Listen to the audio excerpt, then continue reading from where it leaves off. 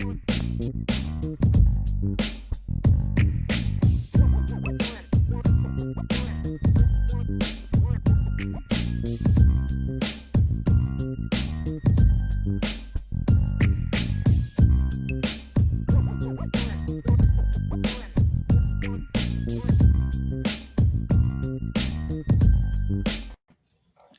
a pleasant good evening to everyone out there in Irish Breakdown land. I am Vince D'Addario.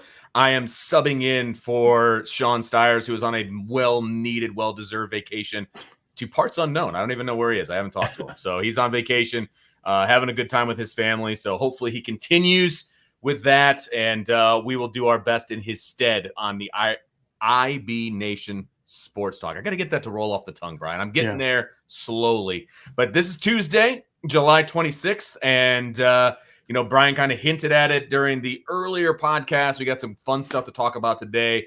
Our overall topic, we are going to talk about the biggest question marks going into the season or going into fall camp. We each had like 10. So it's like we're going to narrow it down, and we're going to talk about some specific ones. Obviously, we're going to go back and forth, kind of talk about them, discuss them, and then we've got some fun rapid-fire questions for the end as well. And as I mentioned before, Bryan Driscoll is making his co-host debut on the IB Nation Sports Talk, and he's helped bailing me out, so I have somebody to talk to on the show on Tuesday, since I'm usually in his chair right now on Tuesday, and Sean is in my chair. Everybody's just taking a spot to the left today, and so we're going to have some fun, Bryan, and welcome to the show. Welcome to the, IB After Dark. Thanks for having me on. Well, it's still pretty sunny here in South Bend, but by the time we get to November, it'll be dark at 6. There's no doubt about that. Yeah, so, you're not kidding. Thanks for having me on. Absolutely. I've been looking forward to this one because, we can dive in. Yesterday, we talked some hoops, some Notre Dame hoops, which was a lot of fun with Tom Noy. But today, we get to go right back at it. We're going to talk some football because camp is right around the corner. Like it's kind of sneaking up on me a little bit. Like I'm worried about high school sports and other things that are going on. It's like, oh, wait a minute. Fall camp starts on August 5th, which is 2 Fridays from now. It's like a week and a half. And all of a sudden it's going to be, oh, okay, we got fall camp to talk about. And I'm freaking fired up about it because we got a lot of access this year, or at least more opportunities to see this team in action, even though it's only the first 5. But we get way more of those than we ever have in the past. So we're going to see hopefully a lot of stuff this year, and I have a lot of stuff to talk about. Yeah, I mean, it was nice to see the increased access. Of course, I'm hoping that I'll be able to be one of those. They haven't put out their rules and regulations for who can attend yet. Absolutely. And the requirements of the health and safety requirements for who can attend yet. But I'm hoping that it's going to work out. But I got everything possible that I can have crossed because it is so much better when you and I are there together, playing off of each other and using both of our eyes. And we've only had one practice we've been able to, as Irish. We had that one spring practice when you first got hired, and then after that, it was like no more spring ball. It's true. That's true. It's so much pressure for just me to be there, and you're like, look at this. I'm like, I don't know what to do. I'm like, after Vince will call me, like, okay, did you see this? Did you think about this? He's like, no, I didn't. It's just me. I'm sorry. So hopefully it'll be that way. But they're giving us a lot of access. And look, we only get 2 full practices, but we get, 8 other partials. And from what you guys were telling me and what other folks told me from the bowl practices, it sounds like the first 5 periods under Marcus Freeman are a lot of action. I mean, they're going to get to see a competition right away and things like that. So I'm excited about that. I'm kind of looking forward to that. Yeah, I'm looking forward to that and seeing kind of how much we can get in and you see how guys evolve. Who's looking more comfortable and who maybe what young guys are starting to kind of work into certain groups. Who's winning one-on-one battles? We usually get a lot of one-on-one stuff during the early portion of the 5 periods. So I'm looking forward to it. And I want to see the energy of this team. That's absolutely. I want to see what this team looks like from that standpoint. And I feel like a Marcus Freeman-led practice, you're going to see energy. I mean, I feel like that's a given going in, but we need to see it. And I'm also interested to see, because we did get a couple 5-period looks during the bowl prep. I'm wondering how that's going to be, if at all, different, now that he's got a few practices under his belt.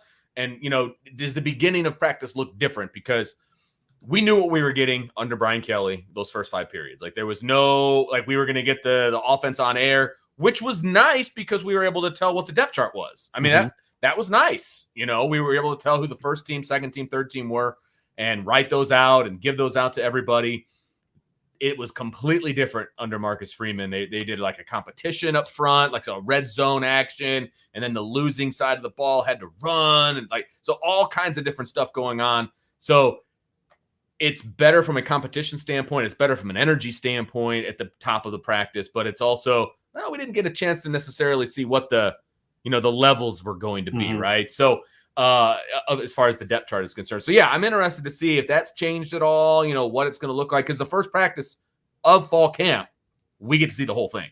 I mean, they're right out the gate. We get the whole thing on day one. So it should. And then we get another full practice, like right in the middle. Yes. Which is, what I was concerned about is they were going to give us 2 full practices, and it'd be like practice 1, like practice 6. And then we don't see him again for the next month. We don't get a chance to see him, but yeah, I'm very much looking forward to seeing what this group is going to do. Absolutely. So the topic of the show today is questions going into fall camp. And so you came up with a list. I came up with a list. We'll kind of volley it back and forth, talk about each other's questions, see if we both would have had that on the list or not, kind of how things are going. Before we jump in, though, I do want to address the barbecue, the all-fame barbecue.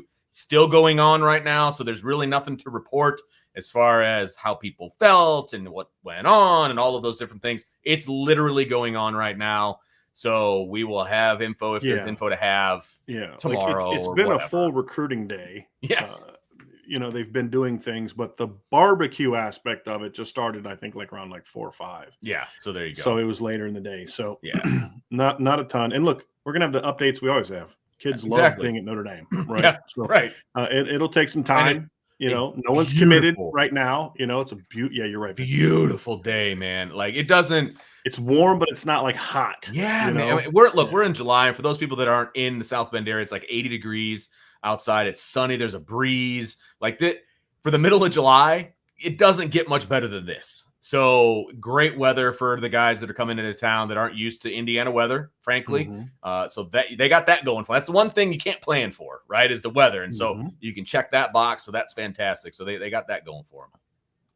Yeah, they do. So we'll see how it goes. Yeah, we're trying to get as many updates for you as we can, but there won't be any updates coming during the show because still going on. Still doing it. I'm actually kind of jealous. I would love some barbecue right about now, but hey.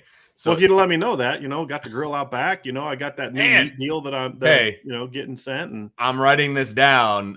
Show while having a barbecue. Got it. All right. We're going to do that sometime. I didn't say during the show. You didn't say you wanted some this second. But I did make ribs the other day for the first time. Ooh. So I'm going to do a brisket next. So I got to fix my grill though. There's something wrong to where I can't control the temperature. It just gets really hot when I close the thing. So I can't do ribs and brisket on the grill yet. Yeah. Because you got to simmer that stuff. Yeah. So I mean, I turned it all the way down and it still gets up to 500 degrees. So I'm trying to research why that. That's not good. It doesn't affect with steaks because I cook those on an open thing anyway. Right. Exactly. And I cook those relatively quickly. But yeah, it's I got to get that figured out. Absolutely.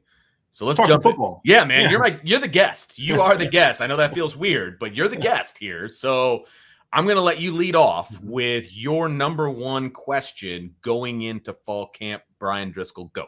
Well, it's a big picture one. It's, beyond what you had mentioned earlier, kind of what is a Marcus Freeman camp going to look like? That's more inquisitive as opposed to learning something or a question that's going to define more, directly what this team is going to look like. For me, it's health. Yeah. Right. And the biggest question for camp is I don't know if Avery Davis is going to be healthy for camp. I don't know where Logan Diggs is at health wise. Right. I don't know about Joe Wilkins. There's a lot of guys we don't know about, and they've already had some big injuries. Mitchell Evans is out, right? Jadarian Price is out. There's guys that you look and say, man, I really would have liked to have had that guy. And now they're not there. Right. And then, so that's a question mark. And then it's, okay, what about some guys coming back from injuries? What about new injuries? You got to hope so. So, I mean, the biggest thing for me, the biggest question or concern or whatever is just going to be health, because this is a pretty deep team at most positions, but not every position. And there are some positions where an injury is going to hurt you depth-wise. And then there's a couple players where the roster still top to bottom is just not where you need it to be, where you can sustain a loss to an Isaiah Foskey or Sure. Michael Mayer or Tyler Buckner or Cam Hart or Brandon Joseph. There's some positions where it's like, boy, if this particular guy goes down, this could be a problem. And so, because like I say, well, Justin Adamiola could handle Isaiah Foskey's position. Yeah, he could, but wouldn't you have a much better shot at competing for a title if they were both healthy and playing? Right. Because then if Justin has to fill Foskey's role, then who fills his role? So there's just a lot of questions in that regard. This team just has to stay as healthy as you can. Hopefully all the injuries that they've already sustained is the majority of what we're going to deal with. So yeah, and I think that is a really good one because you mentioned it. There's guys that have already been injured, and so like, what's their status? Where are they? Are they going to be able to come back during fall camp? Are they going to be ready to go at the beginning of fall camp? etc. But then new injuries. So that's the last thing that you want in fall camp is injuries. And look, someone's going to get hurt. That's just nature of football. It's the nature of football. And let's hope it's not severe. Right. And they're not full padded up all the time, taken to the ground all the time, but things happen. I mean, things happened this summer when they weren't hitting each other. I mean, it's athletics. Somebody's going to get hurt. You just hope that injury does not impact the depth chart in a major way. So like you said, a Michael Mayer, an Isaiah Foskey, like those top level guys, that would be, I don't want to use the word devastating, but it's pretty darn close to devastating if one of those guys goes down. You know what I mean? So that you don't want that, but then the depth piece, and people have said it a million times, you got wide receiver, you got running back, you've got spots where the depth isn't fantastic going into the season. Because you've already hit it. Like you're already down 2 running backs. Exactly.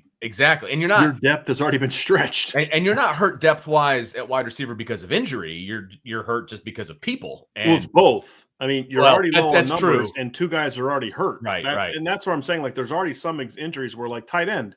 Okay, right now they're fine. Mitchell Evans is out. That stinks. You'd be better with Mitchell Evans as part of that rotation, but he's out. You're still okay. What you can't deal with is another one. Right. And I think that's the thing. And at least, absolutely, look, somebody's going to get hurt. Somebody's going to be out for parts of fall camp. You just hope it's something like a sprained ankle or a bruise or a sprain, something like that, where it's maybe they're out a week and then they come back. You just hope that what we're talking about is that when we injure, you can't avoid injuries in fall camp. It's going to happen. And if you do things to avoid injuries in fall camp, then what's going to happen is you're going to get a lot of them during the season because your team's not physically prepared for the rigors of playing college football. Right. What you hope is that they're just the typical camp injuries. Like I said, sprained ankle, bruised thigh, stuff like that, where a guy misses 4 or 5 practices and he's coming back. You hope it's that kind of stuff. So they're hurt, not injured. That's the big difference, right? Are you hurt or are you injured? There's a difference. Obviously, and absolutely. That's and if an injury does happen, you hope the timing is ideal. So, like for example, remember Cole Kmet got hurt and he missed like a month, but he missed the first game, but he was out a month. But the thing is, it happened at Culver, so it happened within the first 5 practices. Right. So even though he had to miss a month, he only ended up missing, the opener against Louisville. Is the only game he missed. It didn't matter at the time. Right. You don't want anybody to miss the opener this year. But. Right. But the point is, if they miss the opener, at least they're that, that absolutely. Kind of thing. And look, you want guys to be out the least amount of time possible, obviously. And so the earlier in fall camp somebody gets hurt, the better off it's going to be. You hope it's not a season-ending situation, et cetera. Because, look, these guys are in camp for a month. Right. Like that's a long time, to be in camp. So something to be expected from a health standpoint is going to happen. It's a month long of just banging the same heads every day that you've been banging for a month. I mean, it's a long time until you get into the day-to-day of the team or of the season, excuse me. So yeah, something's going to happen. You just hope that it's not serious and they can move on from that. So that's going to be an interesting one. No question about it. We're going to keep our eye on day one, who's on the bikes, who's off to the side, who's participating fully. Like that's going to be a big one. There's no question about that. That is one thing. If I was Notre Dame, I would like, they talk to us and say, hey, don't report anything until, practice is over. Mm-hmm. But I would say, hey, look, don't report anything until after the post-practice press conference. Right. Like just to try to avoid as much of that as possible. Sure. Just so they can give updates. And sometimes it may be just like, hey, look, just needed a day off. Or whatever the case may be. And it happens every year. If a guy's off to the side, you're going to get the overreaction of fans and press, for that matter. They're, he's not, so that's going to happen. You just have to minimize. It's never as bad or really as good as you think it's going to be in fall camp. That right there. Right. Okay, so your number one is health. Absolutely agree with you. A month of fall camp, health is super important. For me, of course, you're always big picture, man, and I like that about you. Thanks. I went a little bit more. I narrowed it down a little bit more with my first one, and you could take this a couple of different directions, and I think we will talk a couple of different ways about this. But mine centers around Al Golden, right? Al Golden is the new defensive coordinator. I wrote down how will Al Golden handle the talent at linebacker. Linebacker is arguably one of the deepest positions that Notre Dame has, I would say. I think there's an argument to be made there. There's a lot of talent at linebacker. There's a lot of raw talent at linebacker. There's veterans at linebacker. There's guys that are going to be moving positions at linebacker. What is that going to look like? Are we going to see a lot of situational things with linebacker? Are we going to see, 3 guys the majority of the time? Salty Virginia Peanut says, don't go easy on your guest. Ask the hard, uncomfortable questions. Got it. But no, from a linebacker situation, I feel really good about the talent level there. Like, that's a place where you could sustain an injury. I don't want an injury, but you could sustain. We saw it last year. Right, exactly. I mean, Maris goes down and J.D. Bertrand steps in and he's their best linebacker. Exactly. Right. So, yeah. No doubt about it. So what is that going to look like with Al Golden? And then you could expand on that and say, hey, it's a new defensive coordinator. What is that going to look like from a scheme standpoint, from all, philosophy standpoint? We've heard a lot of things about it, but what does it look like from a practical standpoint? I think that's going to be a lot of fun to watch. Yeah. Like Michael Campbell just said, I have no defensive worries. It's all offense. I understand where you're coming from big picture wise because of what we've seen. But look, anytime you have a new coach, you should always have a question about it, right? I mean, Al Golden hasn't called a defense since 2005. I mean, you should at least have a question about it, right? Like, what's it going to be? How's his teaching style going to relate to the players? Right. How is he going to be in regard to saying, okay, I'm going to look at this guy and use his talent this way, and this guy to use his talent that way, and how's his motivational skills? How's his ability to relate his message to his defensive coaches? All those things are questions anytime you hire a new coach, right? And I have no, I'm confident that those are all going to get checked off. Those boxes are going to get checked off, but until we see it, it should be a question, right? Absolutely. I mean, until we see his interaction, how is he going to use the defense? Is it going to be unnecessarily complex that he's coming from an NFL? So that's always my concern when you hire an NFL guy. Sure. Is he going to be able to teach? Like, Vince, you and I have had this question. You've talked about, wanting me to be, if you ever got a head coaching job, to be your offensive coordinator. And I said, look, I don't know if I'm capable of teaching at that level. And I don't mean that as any kind of arrogance, quite the opposite, actually. Like, I have a great deal of respect for guys who know as much, if not more, football than me, but are able to break it down for the 14-year-old. Right. I don't know if I could do that. And it takes a skill to do that. It's not just an easy thing to do. And especially when he's been in the NFL for a decent amount of time. So I think all those things are legitimate questions to ask. And just because something is a question doesn't mean it's not going to be good. It's just like, look, if we're being honest observers, until we see what it looks like, it has to be a question mark. Right. I mean, that's exactly right. And it's more, when you say questions, people automatically think, or I shouldn't say people, some people automatically think you're thinking negative, like, I don't know about this. Sure. And there is an aspect to that, because if it's a question, if it doesn't get answered well, it's going to be a problem. But what you're saying, I think, Vince, if I'm correct, is I should have just let you say it, but I apologize. It's okay. Is we're not saying it's a question as in like I'm concerned that he's not going to do well at it. Right. That's not. And it's an intrigue for me. Like, just because something is a question, it's more of like, I wonder how they're going to do this. I wonder what is going to happen. Like, it's an intriguing situation for me. You know what I mean? It just, there's a couple more that we're going to talk about later, and we're talking about depth chart situations. It's more like, I'm not necessarily worried about the depth chart, but it's more like, okay, I wonder where they see so-and-so in the depth chart. You know what I mean? So it's more of an intrigue as a question than it is like, oh God, I don't know what's going to happen here. There's a difference. And there have been times where I've gone into practice thinking that way, like, oh boy, I don't know what they're going to do. Like, there's a lot of people out there that have that about the kicking game. Sure. They're like, oh gosh, that's very fair, and I get it. Yeah. I totally get it. So there, that's and we're not even talking about that because it's not a question; it's a flat concern. It is a concern, like it is beyond question. But no, which is crazy. I get your but point. Yes, I agree with you. But so, and by the way, that's not on my list is the kicking game because I feel like everybody thinks that anyway. So there's certain things that are givens, and anyone that watched the spring game knows that's just assumed. That's a big question mark until it's proven otherwise. And to be honest with you, I don't know that we're going to get an answer to that question until somebody is kicking in the horseshoe. When it matters. Right. Exactly. Because kicking in practice is completely different than kicking Easy solution. Win every game by 20. Don't even have to worry about it. Just kicking extra points. Yeah, I say 20 because you're going to miss an extra point every game. So 3 touchdowns, and there you go. Don't say that. Don't say that. All right. So we got. I'll take it if you win every game by 20. Well, that's fair, but missing an extra point. Oh my God, I've practiced with my kid enough to know that missing an extra point is unforgivable. Yeah. So health is number one. My number one was Al Golden and the question marks surrounding him as the new defensive coordinator. And you throw the whole other wrinkle of the fact that the previous defensive coordinator is still on the staff. Right. So like that adds a whole other. I want to address that because there's a comment down there, and Michael says I would have questions if you didn't have Marcus Freeman in the building. He's not going to allow any fall off. Here's the thing: it's not that simple. Right. Because Marcus Freeman is not going to be Brian Kelly. He's not going to be in every defensive meeting. He's trying to be the head coach of the team, and he's actually spending a lot of time offensively right now. It's kind of like the bowl game. Why didn't Marcus Freeman step in? Because Marcus. We've talked about one reason why. Yep. The other reason why is he wasn't in all the game plan meetings. He doesn't have the calls that were all the calls that were made in that regard.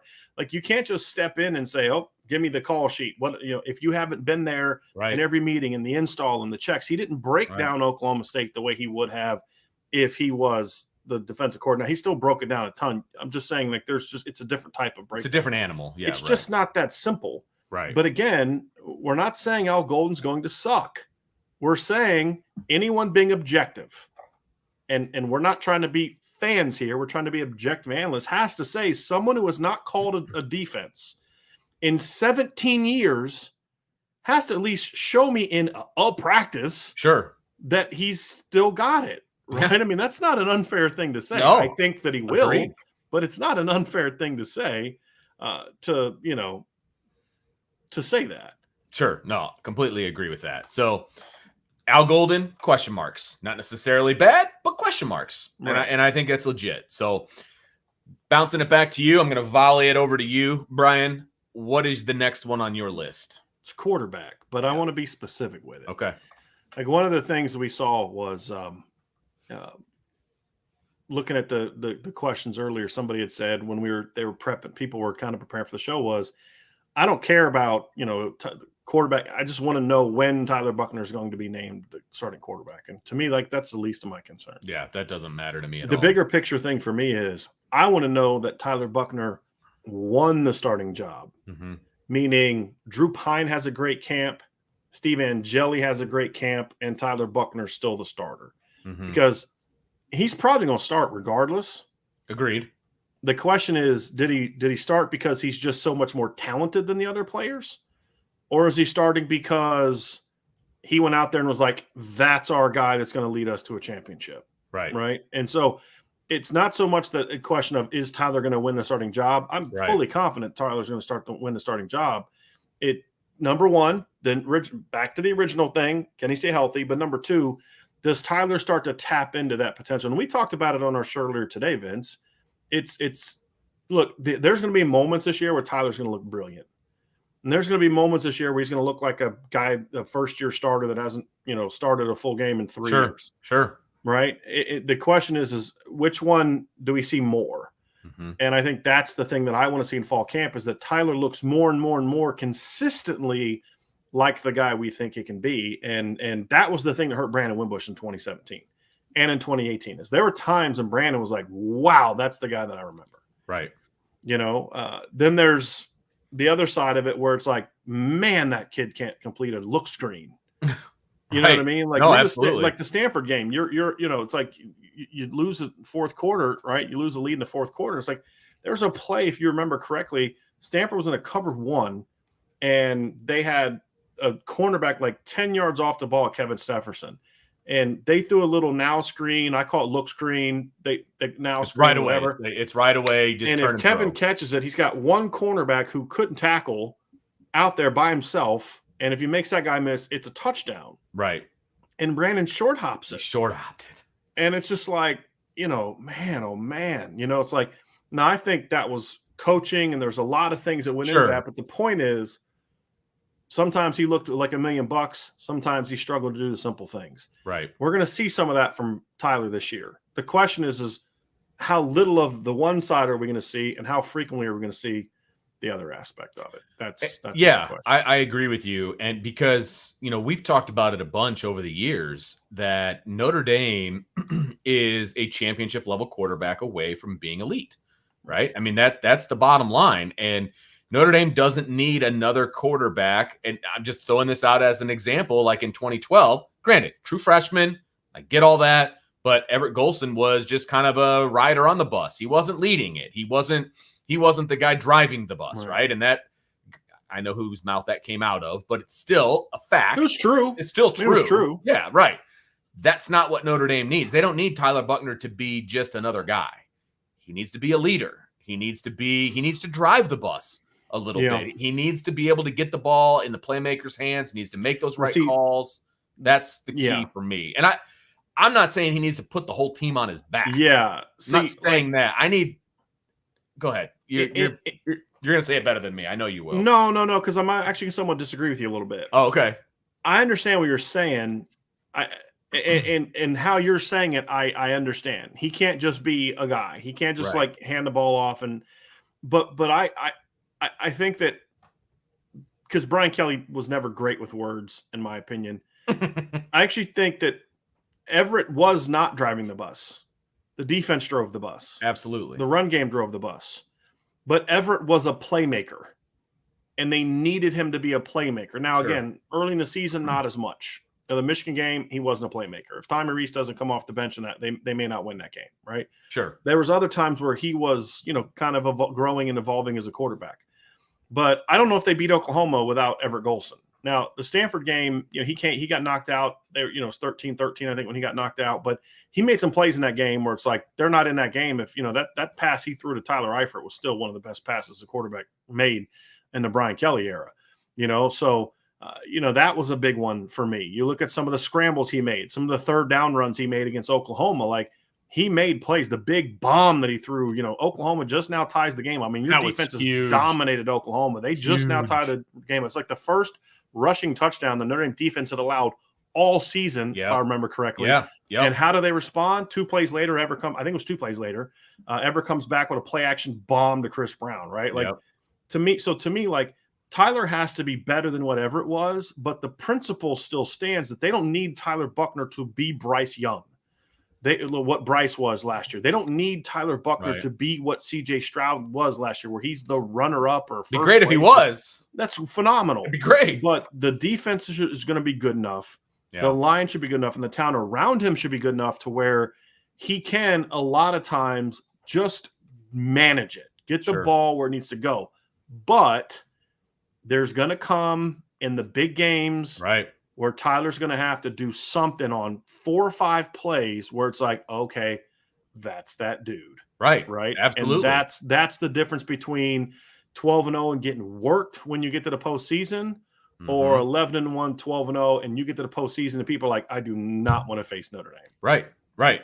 That's the difference. He's going to have to make plays. He's going to have to make plays to his ability, right? Whether it's with his legs, whether it's with his arm. Because, look, what are defensive coordinators going to do to Tyler Buchner right off the bat? They're going to load the box. They've seen his running ability on film last year. They're going to load the box and say, look, this kid's got to beat us with his arm. He's got to beat us with his arm. I personally think he can do it. You think that he can do it. But he's got to prove it. He's got to show it, right? And I think we're going to get a glimpse of that during fall camp because – and we've already gotten a glimpse of it, to be honest with you. I feel like I've seen him do a lot of that already. In games. Yes. In games. Absolutely. And in practice, both. Can I say something, Vince, on this? No. Can we be real about something? I'm just going to ignore you said that. That's such payback. That's beautiful. Yeah. I say that to Vince all the time. It's well played, man. Thank you. This is something I think some Notre Dame fans don't get. Yeah. If Tyler Buchner is nothing more than a game manager, Notre Dame is 10-2 this year. Mm-hmm. I agree with that. Worse, maybe 11-1. Yeah, I agree with that too. At worse.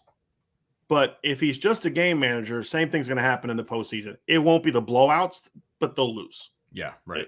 That's the reality of it. That's why I say is like they don't need Tyler Buchner to put the team on his shoulders week after week after week after week.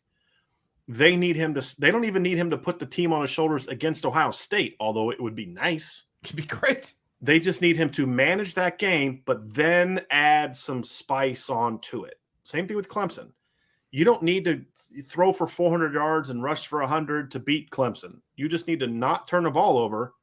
And the 4 or 5 times a game where you got to make that play, even if it's something as simple as they're going to go 8 in the box and leave Braden Lindsey one-on-one, and you got to read it and bang it, right? I mean, that's the reality of it. You got to throw it with confidence. Right. You can't wait. You got to throw it with confidence, it's like man. Trevor Lawrence against Notre Dame in 2018. Trevor did not play well that game from start to finish. Right. Why? Because that defense in Notre Dame harassed him.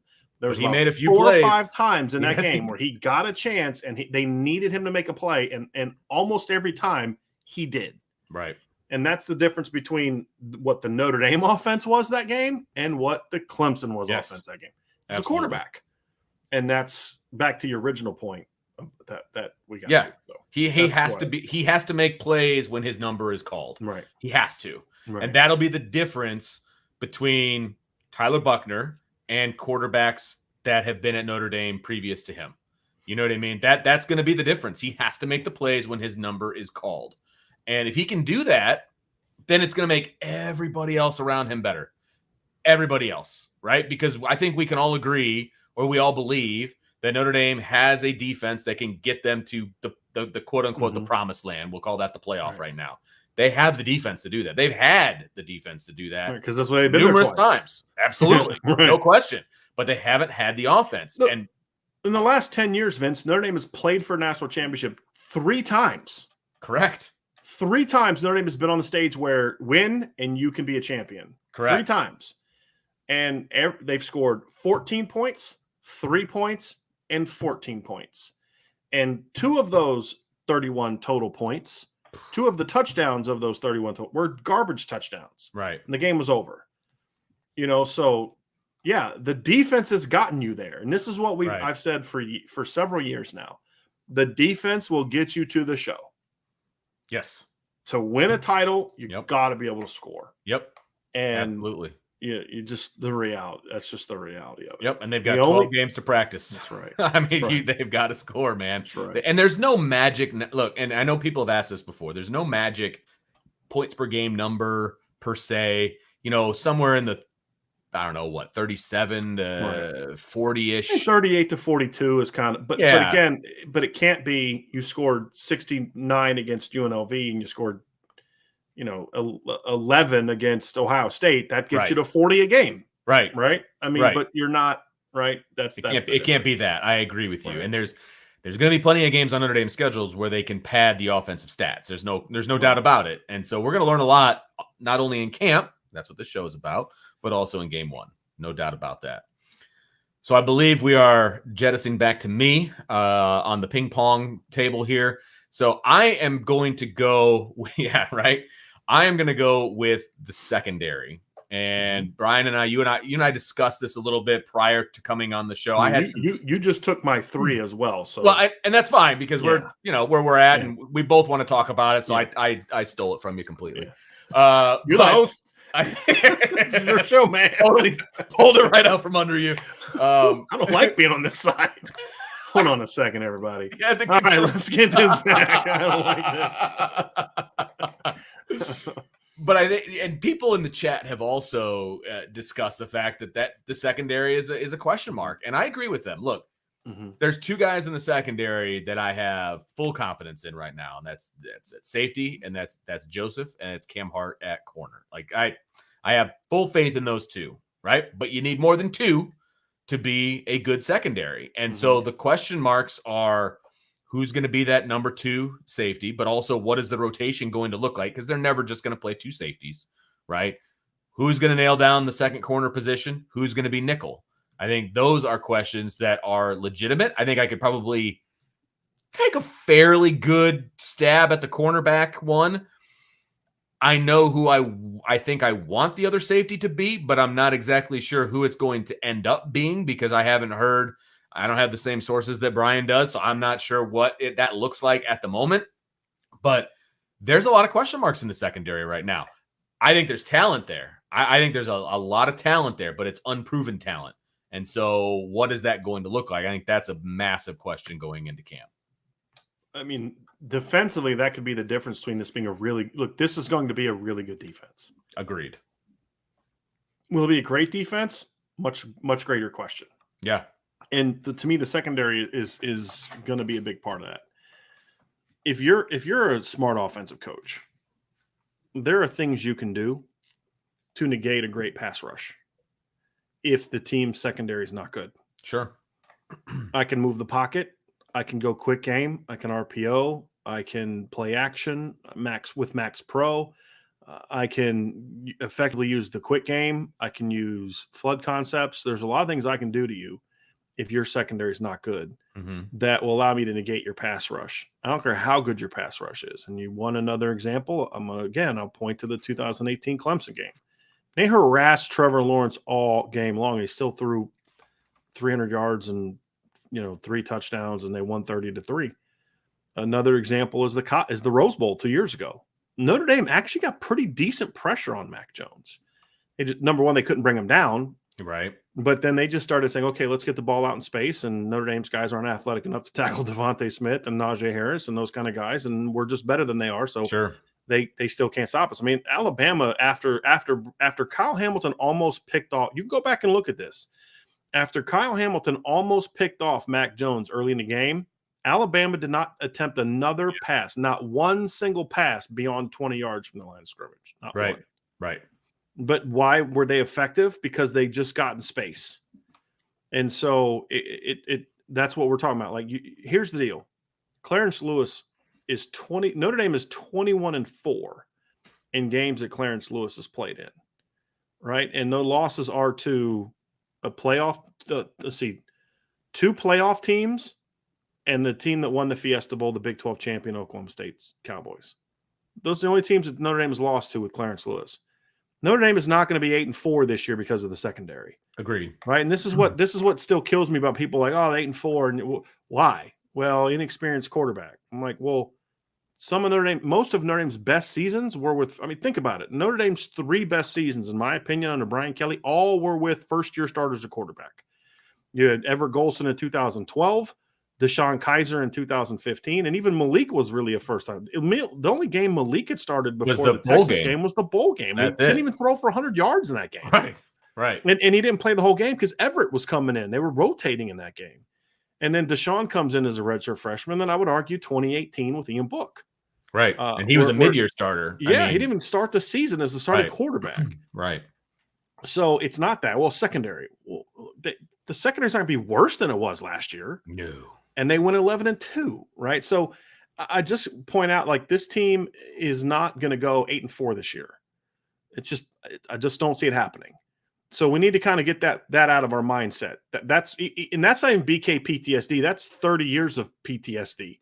Because BK, as bad as I think he was last few years, their worst season was 10-3, worst record season. And then there was 2 years, and I'd say 2 of Notre Dame's last 3 teams were not that good. I don't think the 2019 team was that good. I don't think the 2021 team was that good. But they both went 11-2. Why? Because they still have way better players than just about everybody they're going to play. Sure. Clarence Lewis is going to be a lot better than most of the guys he's going to go up against this year. The question is now, are they going to be good enough to beat Ohio State? Are they going to be good enough to beat Clemson and USC? Those are the question marks that I have. And the secondary stepping up, along with Buckner, really taking hold of the quarterback could be the difference between 10-2, where you lose to 2 of those 3 teams, or even maybe you upset one of them, but then drop a game to Boston College, something like that, right? Right. And you going out there where you give Ohio State everything that they can handle and either lose close or win, and then go beat everybody else. It's going to be the secondary, and it's going to be, either Clarence Lewis. That battle, does he improve, or does somebody beat him out? Who steps up as the number 2 safety? Are they going to be better tacklers? Please, for the love of God, be better tacklers this year. Yeah, exactly. Are they going to limit the big play mistakes that they made last year? Those are all the big question marks I have. And if here's the interesting thing. If they have a good camp, the question is going to be, okay, are they better, or are the receivers just not very good? That's the thing I hate about camp. That's legit. So that's going to be an interesting thing. But I want to hear that people are, and this is something I've actually heard from sources. I have heard from multiple people, not coaches, that people are not giving enough respect to the secondary. And it's not just because Brandon Joseph, who has been a stud from the moment he stepped on this campus. Oh yeah. It's Clarence Lewis has gotten better. The young guys are pushing him. They love the freshmen. I mean, the freshmen. They do. They love Mickey and Benjamin Morrison. Yep. And they think Cam Hart's going to be a star. So we'll see if that's true or not. I'm just repeating what I'm being told. I couldn't tell you, but I really believe that people are too down on what the secondary was, simply because of the bowl game. And with all due respect, there were far better offenses than Oklahoma State that did not do to Notre Dame what Oklahoma State did. It was a bad game. Yeah. Just like Ohio State giving up 45 points to Utah. Right. It's a bad game. It's a bowl game. I don't care. So, but the question is, Vince, is how good are they going to be? Right. I don't know the answer to that. Right. And that's the they're going to be good enough to beat Cal and Marshall and UNLV and Stanford and Syracuse. Are they going to be good enough to beat Ohio State, Clemson, and USC?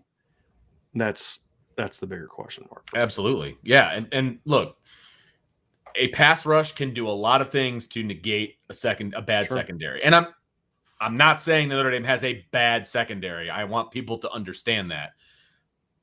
The pass rush, though, and I also think, because of the way that I believe Notre Dame's offense is going to play, okay? We just got done talking about the fact that you have to score and you have to do all these things. I think Notre Dame's going to be able to score points this year, okay? Mm-hmm. That means that the other team is going to be in we got to score mode, and they're going to be throwing the football a lot. And so I think there's going to be a lot of pressure on the secondary. How do they handle that? You know what I mean? I think there's going to be a lot of must-throw opportunities early on in games by a lot of teams where we're going to see what this secondary is made of. I really do believe that. Now, again, the pass rush can help with that, no doubt about it. But the tackling, I think, is a big one. That's a really, really big one. Not just pass defense, but also coming downhill, tackling in space. It wasn't good last year. And It wasn't just the secondary either. Right. They were worse at it. They were worse at it. I agree with you. But there was a lot of missed opportunities in the open field. That has to get better. There's no doubt about that. So how do they practice to get that better? That's a question going in, right? So that's a kind of a periphery one. So it's going to be interesting to see what the secondary looks like when they get out of camp. And I'm also interested to see if, similar to the quarterback question, Bryan, is Tyler Buchner the quarterback because he just is? Or is he the quarterback because he was better than other guys that also had a really good camp? Same thing applies at corner. Yeah. Is Clarence starting because he's got the most experience and he's just there? Or is he starting because that dude got better this offseason? And I think that's a legitimate question. And I'm really, from everything that we're hearing, the talent level has increased. The play has increased. And I believe that whoever wins that job, whether it's Clarence Lewis or somebody else, they earned it. And they are playing really good football. But we'll have to wait and see.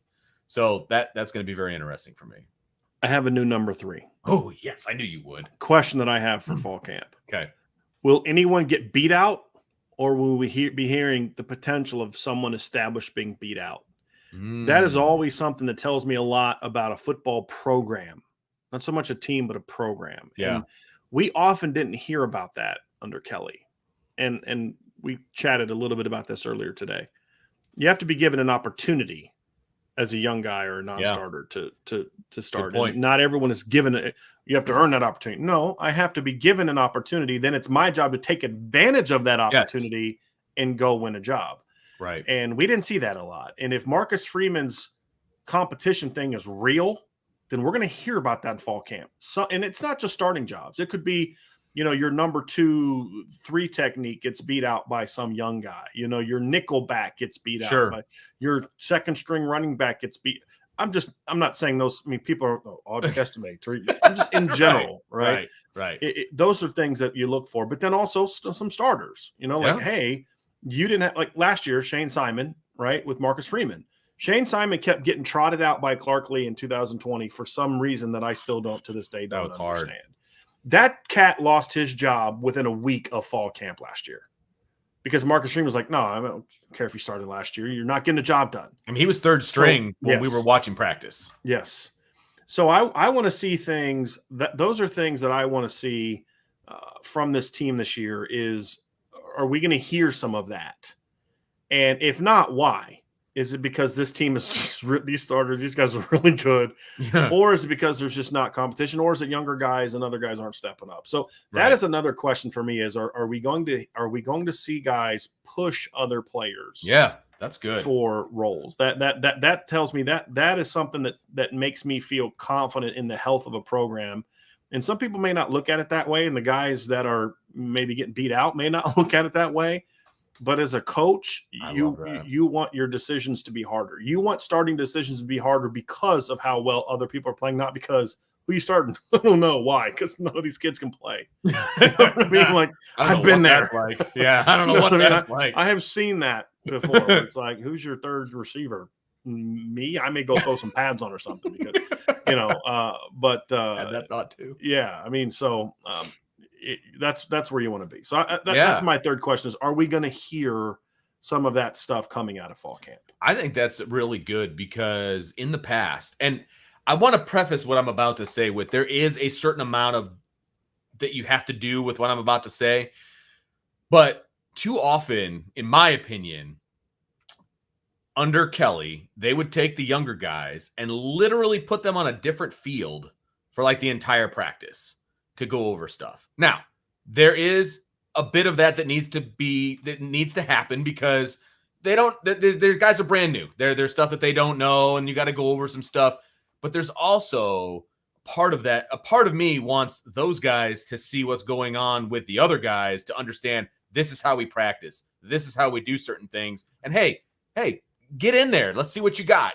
Get an opportunity as opposed to, hey, freshman, first year guys, just you guys go over to that field, kind of do your thing for a while, and you guys can come back up when we're done with practice. Like there was too much of that, in my opinion, going on. Like when we were at Culver, for example, remember they would put them on the field like behind the stands, while the varsity was. Or do you remember the one time with Terry Joseph where it was like the second day of camp, and he's got Derek Allen, Houston Griffith, it's like these young guys, and it was 19, and they're just standing there, holding bags while he's coaching other guys. Right. It's just like you can't hear that. But I don't think we're going to be there, and I think you're going to have an interesting show about that here this week.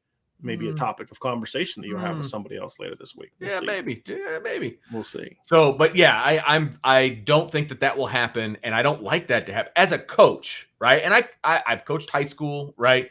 I love it when the young guys come in and they're like, whatever, I got this, That's and such great motivation for your veterans. Oh, you don't want to practice? Too hot for you today? Okay, cool.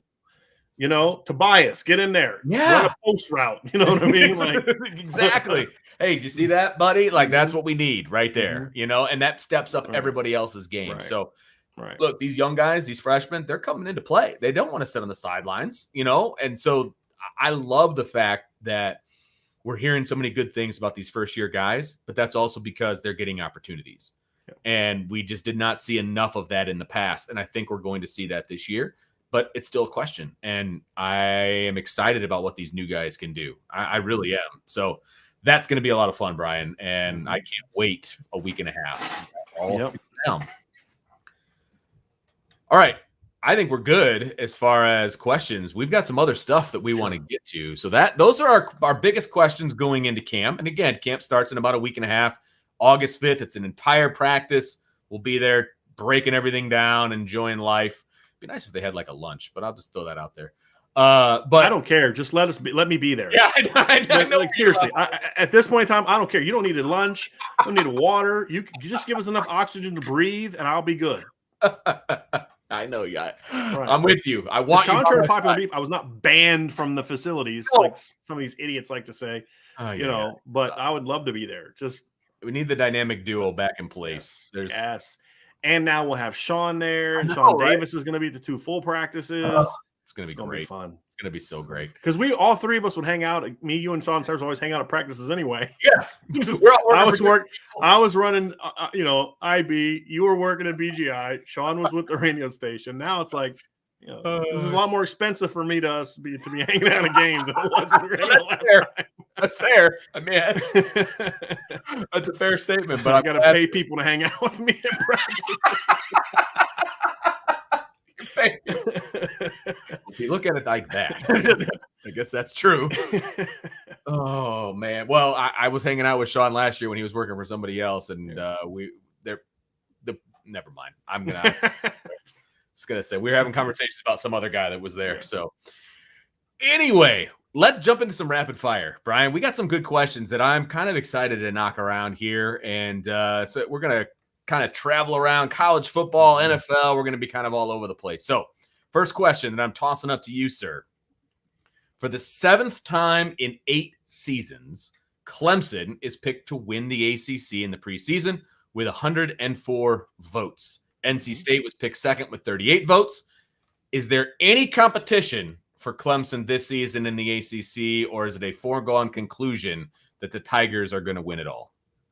Okay, so let me ask you, can I ask a clarifying question, Vince? Of course. Are we talking about the regular season, the conference title game, or both? I believe we are talking about both. Okay. I believe we're talking about both. Okay. So, I mean, it's your decision, so we can talk about whatever. It can be from whatever you want. So, for me, when I look at it, I do believe that they will win. I have them picked to win the ACC, but it is not going to be as easy as it's been in the past for a host of reasons. Number one, other teams in the league are better. Okay. I think Wake Forest has gotten better. Now, Clemson is kryptonite to Wake Forest. I mean, they can look great for we saw it last year. I mean, they looked great rolling, beating people, and then they go play Clemson and get curb stomped because they just number one, it's a bad matchup, right? Because they like to do that real slow mesh. You can't do that stuff again't Clemson. You got that front seven. You better get rid of that ball quick, son. Right. So you can't do that. I mean, and you can't do it. I mean, their lowest point total this season was 27 against Clemson. Their next lowest point total, I think, was like 35 in week 3 against Florida State. As far as regular season. So, but you look, last year, I mean, first of all, what's funny is they didn't win the ACC last year. No, they didn't. They didn't win the Atlantic. I mean, Pitt and Wake Forest played in that. So Wake Forest won the Atlantic last year, even though they lost to Clemson in the head-to-head. But I think NC State's going to be better, although Dave Dorn still has to prove to me that he can be sort of a how do I put this, Vince? Can you build on a season? Sure. And I think that's Clemson too. That's held him back in past years with him is I felt like, boy, they're on the verge of really doing something, and then they would kind of underachieve the next year, right? And so that's a concern, but you look at some of their road games this year, at Boston College. If BC's healthy, BC has given Clemson games in recent years. I mean, They almost beat them last year at Clemson. They almost beat them 2 years ago at Clemson. Remember, Djokovic got him a lead, and then Clemson went down and scored late to win that game. And so BC's not afraid of Clemson. And so, this year it's at Boston College, and it's right after you have back-to-back games against Wake and NC State. And you got Florida State a week later. So BC's kind of that trap game type of thing for Clemson. Sure. The Notre Dame game won't count. Florida State's on the road, and then they play Miami late. So the schedule's challenging, but they could still lose a game in the ACC and still win it. So regular season wise, I do think they're the leader. I don't think they're just going to dominate the conference like they did a few years ago. And honestly, some of the past Clemson teams wouldn't dominate it the way they did back then, because I think part of the thing is not only is Clemson coming down a little bit, but I do think the rest of the league is getting better. I really do.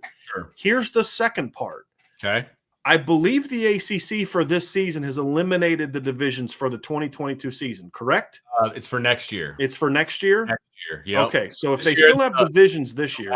Okay. Miami was picked to win the other division. Okay, so they are going to still have divisions. Okay, because that's when it's going to get real interesting, because then they become the Big 12, where you could beat a team in the regular season that's, and then play them in a rematch. Now that's somewhat doable now, but in the new thing, like, remember the years that Clemson won the ACC before Florida State imploded, and they won tough games against Florida State?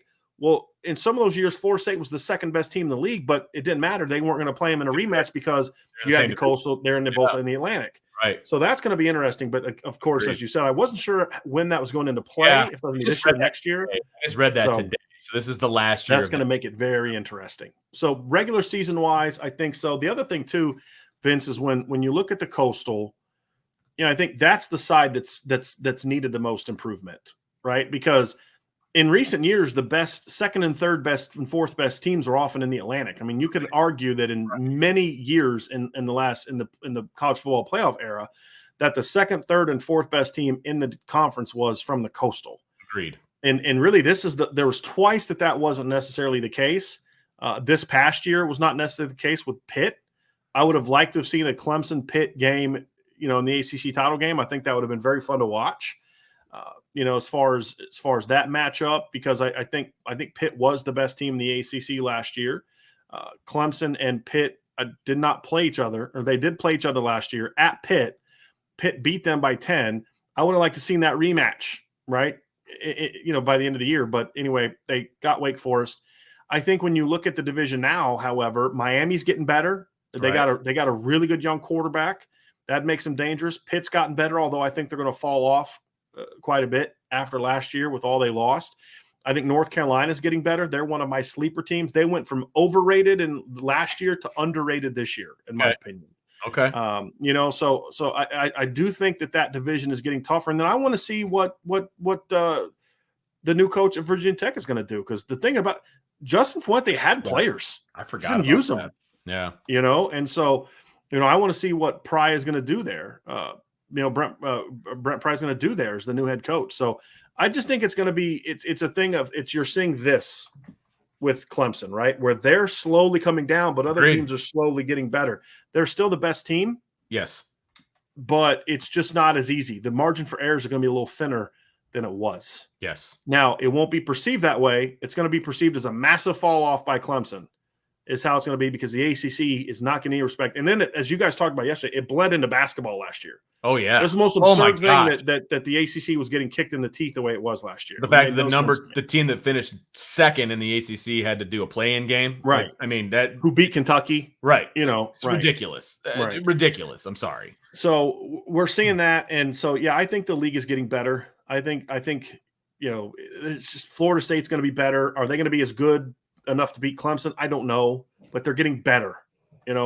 Wake Forest is getting better.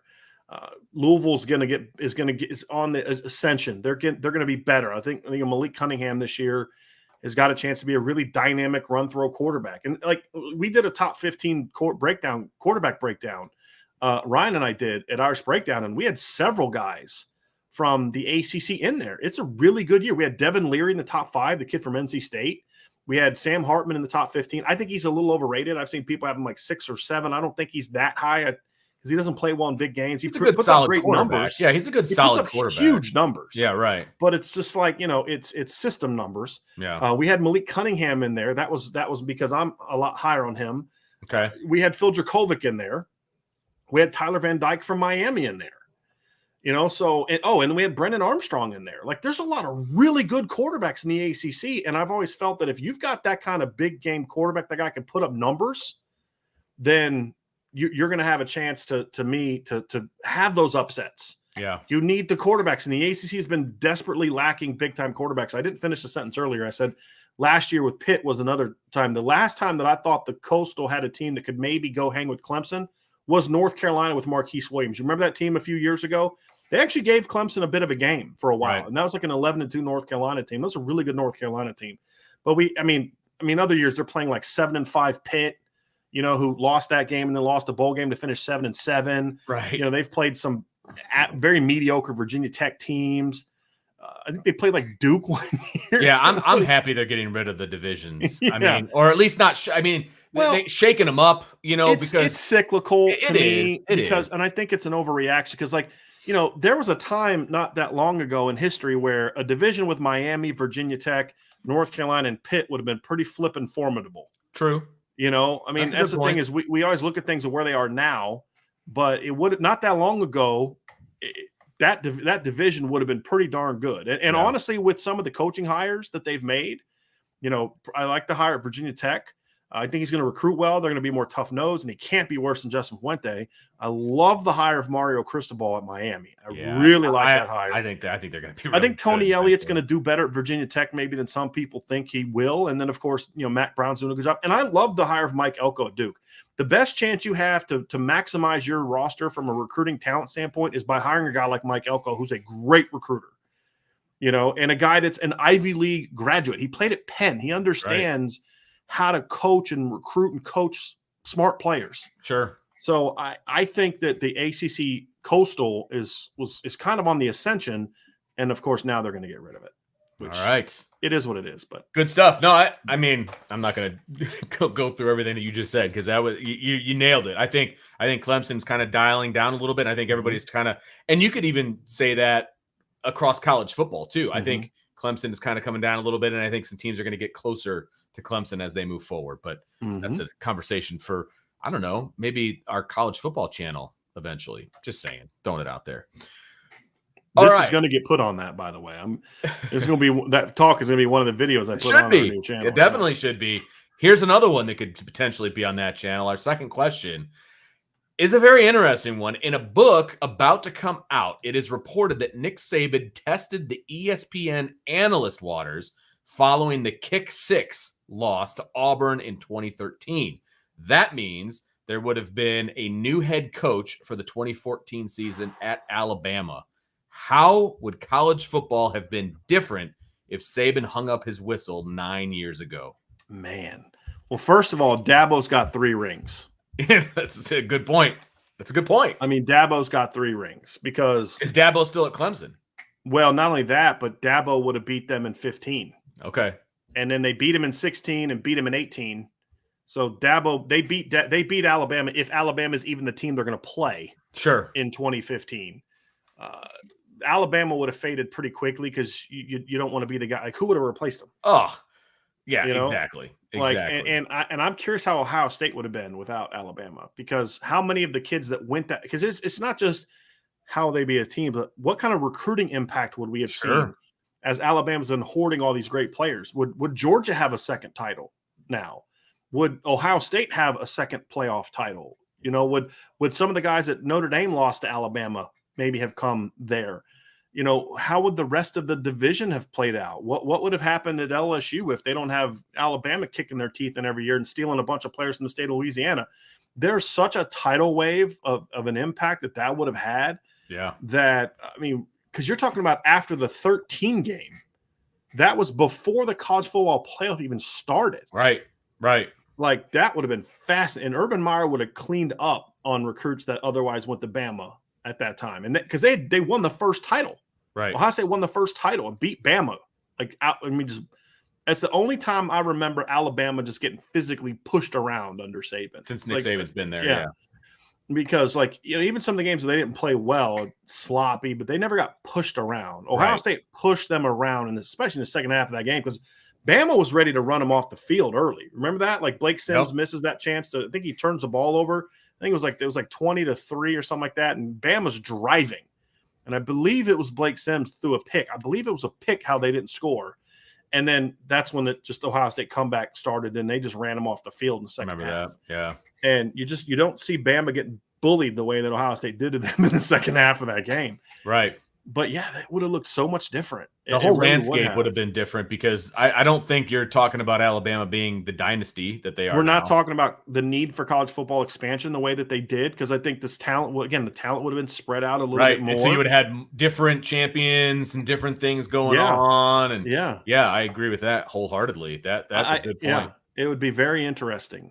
Yeah. Very interesting. The ripple effect would have been massive. And I think it would have been, and you touched on this, but from a recruiting standpoint, I think that's where, because the talent, like you said, Alabama hoards talent. Like, I mean, they've got guys on their 2 and 3 deep that other guys that they would start. And I have no disrespect for that at all. No, I got no problem with that. Hey, absolutely.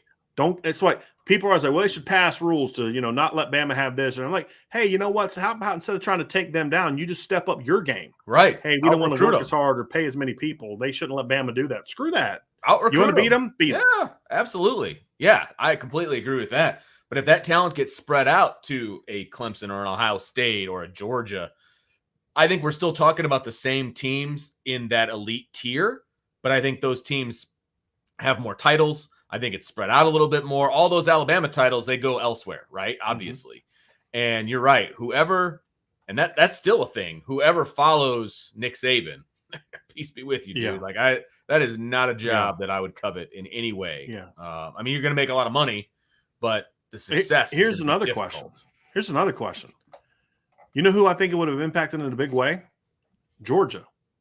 Okay. Who would have been named as his successor? That's a good point. Probably going to be Kirby. Very well could have been Kirby Smart. Probably would have been Kirby. Because he was on staff then, right? Right. He was their D coordinator up until 2015. Yeah. His first year at Georgia was 2016. So he's Alabama's coach. Maybe. And I don't think he would have done as well at Alabama as Nick Saban. But then let's say he stays and they're still at least good. Let's say they win another title. I think he would have won a title at Bama. I think Bama would have still been good. Sure. They just would have been as good as they are under Saban. Is that fair? I think that's fair. They'd be what Georgia when coaching changes now. When coaching changes happen, the team doesn't just fall off necessarily. Well, you know what I mean? I mean, if they're up here to begin with. No, you're right, because Larry Coker was one of the worst coaches I've ever seen, and he still won a title. Just going to say that. That was going to be my example, too. He inherited such a great situation. Now, by year 3, they were garbage. Exactly. But he won a title and had one of the best teams ever that lost a title in 2002. So, you're there you go. But yeah, what about Georgia? Who's their head coach? Right now? Do they replace Rick? Would they have replaced him with someone else? Would Rick still be there? Rick might be more successful. Problems. I mean, yeah, true. Well, Rick was pretty good anyway. He gets a bad rap at Georgia. He was a pretty good coach. I liked him as a coach personally. Yeah, he was a good football coach. He just wasn't a dynamic football coach. But then who do they replace him with? So it just would have got really interesting. Really interesting. I agree. I think Bama would have still been really good, but they wouldn't have been as good, in my opinion. Yeah. It'd be fascinating. All right. The what ifs of college football. Those are so much fun. Seriously. Let's jump to the NFL real quick. A former college football player. So when asked about Lamar Jackson, an anonymous NFL defensive coordinator is quoted as saying, and now I took out the swear words as well, but he says, quote, "I don't care if he wins league MVP 12 times. I do not think he will ever be a 1 as a quarterback," unquote. Do you agree or disagree with that statement? Yes, because the thing about it is there's a little bit more context to that statement that is needed. And it's from the rest of the comment. He says so many games come down to 2 minutes, and that is why they have a hard time advancing even when they are good on defense. Playoffs are tight. You have to be able to throw the ball, and he is just so inconsistent throwing the ball. It is hit or miss. I think it's hyperbolic, but I think the point stands. Sure. I mean, Lamar is an incredibly talented player, but he has been inconsistent as a passer. It's very similar to the criticisms that were thrown at John Elway his first 4 or 5 years. Now, in Elway's case, it was that's why you can't win the Super Bowls, whereas in Lamar, it's like that's why you can barely win any playoff games. What's he like 2-3 in playoff games? I think as a starter, mediocre. I mean, and then last year they went 8-9, and all this is coming up because his contract is up, and he's looking for that massive. Kyler Murray deal. The Ravens are probably going to give it to him, but I'm sorry, I'm not. He He is a fun player to watch. Absolutely. They're coming off of an 8-9 year. Now I know he got hurt, but they were 7-5 when he played. Right. So it's not like they were great when he played. They're 2-3 in the postseason. In their 5 playoff games with him as a starter, they've scored 17, 12, 13, and 3 points, and they scored 33 in one game. But in that one game, he threw for 185 yards and had 6 yards rushing. They didn't win because of him per se. So I'm sorry, he hasn't proven that. He does not belong on the same level as a Pat Mahomes, right? As a Russell Wilson, from guys that have won Super Bowls, as an Aaron Rodgers, as even Josh Allen. I was gonna say Allen. Oh yeah, exactly. Right. I mean, because Lamar walked into a great situation of a good team. He was the last pick of the first round. Josh Allen walked into a bad team and has made it really good. Yeah. So I think it's accurate. I think Lamar does need to improve as a passer. There's no question about that. I actually blame Baltimore for that, because I think Baltimore has sort of turned into the running aspects of Lamar. Oh, absolutely. Like, to me, Lamar has regressed a bit as a passer. And kind of preparing for this, I watched a little bit of film, but he's a guy, I'm a big Lamar Jackson fan. I remember you and I's conversation about him when he was in college. And I think you were higher on him in college than I was, for sure. Oh, yeah. Because I think his passing was overlooked, because he's such a dynamic runner that people forgot that the cat threw for 3,600 yards one year. Right. You know what I mean? Like, this isn't like Eric Crouch, reincarnated. You know what I mean? Or Tony Rice, right? Like, this cat can throw. Lamar was an over 60% completion guy in college. He was a 3,600, yard passing guy in college. I'm looking at his last couple years. He won the title in 16, correct? The year he won the Heisman, I mean. It sounds right. He threw for 3,500 yards, 30 touchdowns. Now, what most people remember about that year is the 1,500 yards rushing and the 21 touchdowns, and they don't talk about the fact that he threw for 3,500 yards and 30 touchdowns. The next year he went for over 3,600 yards, and his team was not as good. They lost some receivers and all that other stuff. But I think what has happened in the NFL is, I think Lamar is kind of Baltimore, because they're a conservative. They've always been a bit of a conservative team, right? And even their Super Bowl winners were teams that were running the football and playing great defense and all that kind of stuff. They look at Lamar and say, "Hey, we're gonna accent sort of what he does and its dynamic playmaking ability and stuff like that." And I don't think that they have done enough with him, in my opinion, to let him develop as a passer. I mean, look, the reality is, Vince, he threw more passes in 13 games in college, right? His last year at Louisville, in 13 games, he threw 430 passes. He's only gone over 400 pass attempts in a season in the NFL once. In more games. Yes, once. Right. So to me, that is more pass happy. Yes. College. I think they have tried to make him something that I don't necessarily think that he is, which is why I don't think he's as good of a passer. I don't think they have leaned into, to me, Lamar throws a great, at least in college. I haven't watched as much in the NFL. Throw a great deep ball. I don't let him throw deep ball a whole lot. It's just dink and dunk and move the pockets and all this other kind of stuff. Right. So in my opinion, I agree with everything that defensive coordinator said. I think the issue is more Baltimore than it is Lamar, in my opinion. And I'm sure some people will disagree with that, and they'll just look at what he's been. The DC is right based on what Lamar is in regards to how he's used. Sure. I think the question for me is he being used properly? And he's one of the few NFL players that I watch because I enjoy watching him. I have not enjoyed watching him the last couple of years. Sure. Yeah. Right. And it's just they're trying to make him this odd dual threat guy where he's a runner first and a passer second. And I don't like that. I mean, I think they need to allow him to use his, it's like with Buffalo. They need to let him be what Josh Allen is in Buffalo, where Josh Allen's legs are a big part of his game. Ryan and I were talking about this earlier today. But they're not designing the run game around him as much as they are, in my opinion, in Baltimore. And they don't limit him, in my opinion, the way that they do in Baltimore. I mean, the kid's rushed for over 1,000 yards twice. Why? I mean, but to me, it's you're leaning into that dynamic ability instead of letting the dynamic ability be something that you honestly, it's like that enhances your play. Yeah. Right? Yeah. Right. Yeah. Like Michael Vick was that way. Like when Michael was started to be a veteran, like he would make some great runs, but a lot of them came off of scrambles. Sure. As opposed to the designed runs. You don't run for 1,206 yards like you did in the second year if you're just running a bunch of scrambles. Right. So like to me, and then when you do have some designed runs, they're a little bit more impactful because it's just not something you're preparing for. Sure. And you got J.K. Dobbins. If J.K.'s healthy, I'm sorry, let him be your ball carrier. Let Lamar throw, because then you get to the postseason and Lamar's not a big guy. He's been getting banged around all year. That happened to Elway a lot. Yeah. Elway went through that in his career where he'd get to the postseason. Like he had to put the team on his shoulder so dang much, and he's banged. I remember the one year he gets hurt against the Bills. And I mean, just, a guy can only carry a team so much. So I would like to see Baltimore again. I think the guy is right. That is very true about Lamar Jackson. I think where I would argue with some people is maybe why is he that way? Sure. And, that's kind of the way I look at it. And so, like somebody says, it stinks that Lamar played for somebody like Bobby Petrino. Yeah, Bobby Petrino's an a-hole and a bad dude, but I think Bobby Petrino did more for Lamar Jackson's career than anybody ever, because Bobby Petrino did not look at Lamar and say, you're the most dynamic player I've ever seen at quarterback. Which would be true. Which would be true. The only other guy that even remotely comes close is Michael Vick, in my opinion. Right. Just as far as like John Elway was the greatest all-around quarterback I've ever seen. But John Elway was not the explosive athlete that Lamar is, right? Michael Vick's the closest thing to it.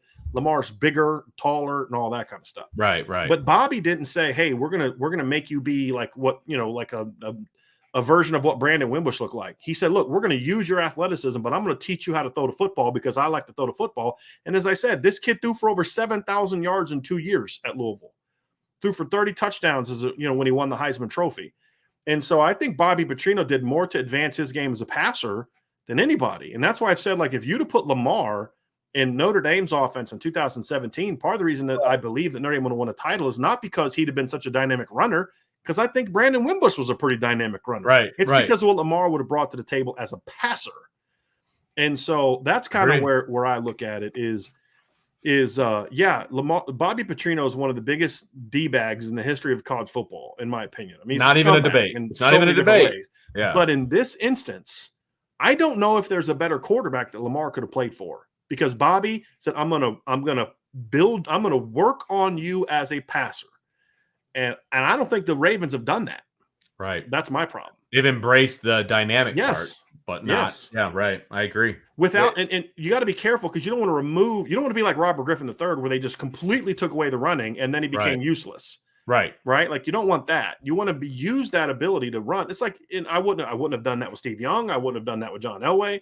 Use the athleticism, but don't make it the focal point of what you do for him unless it's coming through the pass game. And that's what I'd like to see from Lamar. And if they do that, then I think Lamar is going to be a lot more dynamic. And I think that's how he makes everybody else around him better. Right. And until they make that change, I think he's always going to be held back a little bit more than the Josh Allens and the Pat Mahomes and other guys like that are more successful. He's never going to be Pat Mahomes as a passer. Doesn't need to be. Pat Mahomes is never going to be him as a runner. Right. You put those two things together a little bit more effectively, and that's how Lamar's going to be successful. Absolutely. You put it together with what they've got going on defense as well in Baltimore, you're going to be in good shape. So, all right. Well, that's going to do it for Rapid Fire. Bryan. Hey, hold on a second. We got one more. I was excited about the last question. Oh, you were? I didn't realize that. Heck yeah, man. Oh, okay. He was one of my favorite players of his generation. Okay. All right. I love that. Okay. So, let's wrap it up with a baseball question then. All right. So David Ortiz was inducted into the Baseball Hall of Fame this weekend. Big Papi, what is your favorite memory of the Boston Slugger? I have two. Okay. One is for what he did on the field, and the other is for what he did as a leader. Okay. So the one on the field is, was it Game 4? Was it 2004 was the first year? The first year they won when they came back. Right. Yeah. They were playing the Yankees, and it was kind of it was a game, not a play. Like, obviously everybody remembers the walk-off home run that he hit in the 12th, which was huge.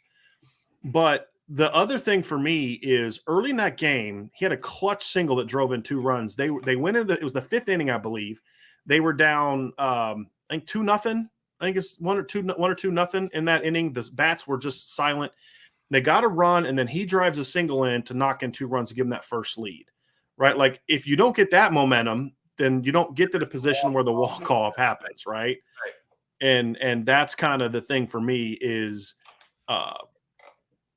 like that was money because that was the giant you couldn't slay. Like the Yankees were the giant you couldn't slay and you couldn't get past them, and that put them in. And again, that didn't win the series. Like they had other games played, but if they lose game 4 at home, it's over. Done. I mean, they would have been swept. Right. I mean, like I said, they had other games that they had to win. Sure. But, they just – they had to win 4 in a row. I mean, yeah. So that was a big one. And then the one that to me, Vince, the other one that I would look to is after the bombing. When he spoke to the crowd, like, this is our city. You know what I mean? Like, just what that meant and what that represented and my view of what this makes this country great is a cat from, where's he from? Like the Dominican, right? Isn't he from the Dominican? Not America. Like that? Yeah. Right. But he didn't say, this is my adopted city. He said, this is our city, and just what that represents. And especially if you're someone who understands the history of Boston's, history with race, that was just a really cool thing. But, you always think of, whatever you think about politics, right? I have very strong opinions of George Bush, and a lot of them aren't very pleasant. But one that I will always remember as the rest of my life that made me happy is after 9/11 when he threw out that first pitch in Yankee Stadium. It's kind of like, you know what, we're going to be all right. Yeah, right. And sports can be that for us sometimes. You know what I mean? And I love that. But when you look at kind of him stepping up for that city, saying, "Hey, we're going to be all right." Yeah. This is our place. We're going to be all right. I just thought that was a really cool thing that I'll never forget that, right? Like this cat from the Dominican standing up, speaking for millions of people that unified all these people. I just thought was a really cool thing. And anything you've ever heard about him as a leader and all that other kind of stuff, it's like, yep, that makes sense. That's Poppy. Yeah. Nobody else, that's the perfect guy you'd want doing that kind of thing. Absolutely. So 100%. That's my other cool David Ortiz moment. Do you have another one? I was never a Boston fan, obviously. Me neither. I just liked him. Yeah. Even when he's with the Twins, for some reason, I don't know why. I liked him as a player. I like the fact that he's just kind of a big, goofy dude. You know what I mean? And when I don't know why this is, but when I think of him, I think of that SportsCenter commercial where he puts on the Yankees hat and the mascot for the Red Sox walks by and they're like, "Oh yeah." Like Poppy's like, what's wrong? And he's wearing the Yankees hat. Like, classic. I hate ESPN, Vince, right? But those commercials they used to have were phenomenal. Fantastic. And that's my favorite. Yeah, like, what are you? And he's like, what? He's like, you got to work it in. It's like, oh, yeah. Because it was him and Jorge Posada, I believe. And Jorge's like, I don't even wear the hat. I'm a catcher. He's like, no, you got to work it in, No, it's fantastic. Like, that encompasses, like, his personality, which I loved. As a sports fan, I loved his personality. So that's fun. That's what it was for me. So. And he was clutch. And that's what that's the thing that separates him to me. Like, he's got great numbers. Right, the numbers are great and all that, but like, there's a lot of guys with great numbers that never had like meaningful clutch hits ever. It's not the 541 home runs that he hit; it's the ones that mattered. Yeah, absolutely. He hit some big home runs that mattered, and to me, that was like even in the World Series against St. Louis, who was the first person to hit that bomb that just kind of got all the. Okay, we're here. We're Yankees wasn't the end game. This is the end game. Right. Coming out and hitting a 3-run bomb early in game 1, you're like, okay, that's Poppy, right? That's the tone setter. It's kind of like when Eric Davis hit that first inning home run against the A's in 1990. It's like, okay, the Reds aren't messing around. They're not afraid of the Bash brothers and this Oakland A's team. They're coming to work you, and it's just, to me, that's what that Poppy home run served to me early in that game as well. Correct me if I'm wrong, but he's one of the first primarily DH players to really go into the Hall of Fame, right? I mean, Harold Baines is in the Hall of Fame, isn't he? Isn't he in now? I'm not sure. I think so. I could be wrong, but I thought in the last couple of years, a couple guys like there's a pretty long period of time where DHs weren't considered, full baseball players, right? Yeah, and Harold Baines got it in 19. Okay. Yeah. And Harold Baines' numbers aren't anywhere in the same ballpark as Big Right. Pop. He's playing a different era, but Of course. yes, But still, yes. but he's one of the first DHs to get into the Hall of Fame, which I think is all pretty impressive. Yeah. You know what I mean? Yeah, and look, to me, I'm okay putting DHs in. Like, if don't have a position and then penalize people. I hate the DH. Personally, I hate the DH. I hate the notion of your pitchers aren't real players. Right? Like that. I hate it. It's like saying quarterbacks can't be tackled. Like it's lame. I don't know with the rules these days. Right. But if you're going to have a DH, then reward the best at what they do. That I agree with 1,000%. Right. Absolutely. And if you're great at what you do, okay, then you're a Hall of Famer.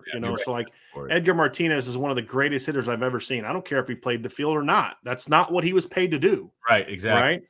Right. Harold Baines was, you're going to punish him for being a great hitter. Like, it made no sense. So we have a lot of guys that were great hitters that were terrible defenders in the Hall of Fame. That's no different than a DH. True. Right? Okay, I could have put Harold Baines out in right field and he could have sucked and he still would have been a Hall of Famer, right? Because he could hit, right? And that's kind of my thing is like if you're not going to put a DH in, then take out every guy that was a great hitter that couldn't field. Yeah. There's a lot of those. More outfield. There's plenty of national league. A lot of those. There were hidden. There's a lot of first basemen in the Hall of Fame that are there because they could hit, not because they were like scooping up every bad throw and just vacuums it. You know what I mean? Like, come on. They were there because they hit a crap load of home runs. That's why they're in the Hall of Fame. So I've never Hall of Fame voters for baseball are the weirdest group of people. Oh my gosh! Like, just a straight. I shouldn't say they take it too seriously, but like no, they do. They take themselves too seriously. There you go. The vote should be serious. Yes. Like I was engaging with somebody who voted for the Hall of Fame in college football, and there's like, okay, he's like, well, I never saw those guys play. Well, that's not your job, right? Then do your homework and research those people. You should take your vote seriously, but sometimes you take yourself too seriously. And to me, it's kind of like the people that like won't vote for anyone as a first ballot. Well, Babe Ruth wasn't whatever. I'm not. It's like that's just dumb. If a guy's a Hall of Famer, he's a Hall of Famer the first time. Like I hate this whole notion of we've got to make him wait and earn this. No, if you're a Hall of Famer, you're a Hall of Famer. If you didn't like, was Ken Griffey Jr. Like 100%? Has there ever been a guy that was 100%? Like to me, if you're not voting for someone who's like, I don't need Ken Griffey Jr. to wait his turn. If he's a Hall of Famer, he's a Hall of Famer, right? Like I hate that whole concept of Hall of Fame, and I also hate the fact that there shouldn't be limits. If there's 15 guys that happen to come up this year and they're Hall of Famers, and let it be 15 guys. So but Mariano Rivera was the first player. So the first guy ever was a freaking relief pitcher. A closer. Yes, he was the first player elected unanimously. Derek Jeter received the next highest percentage of votes at 99.74. So that means there was like one joker out there that didn't vote for Derek Jeter to go to the Hall of Fame. Like how is Ken Griffey Jr. not unanimous? Like there's so many players we go over the years. Willie Mays, Hank Aaron. I mean, we could go over the years and name player after player after player. Johnny Bench. I mean, if you weren't voting for those cats on their first ballot, then you shouldn't be a voter anymore. Yeah, Ken Griffey Jr., just for the purpose of this conversation, 99.32%. There were 3 voters that did not vote for Ken Griffey Jr. to get in the Hall of Fame. Those 3 people should have lost their right to vote. Absolutely. 100% agree. Yes. I mean, it is a privilege, not a right. Yes. Okay? Yes.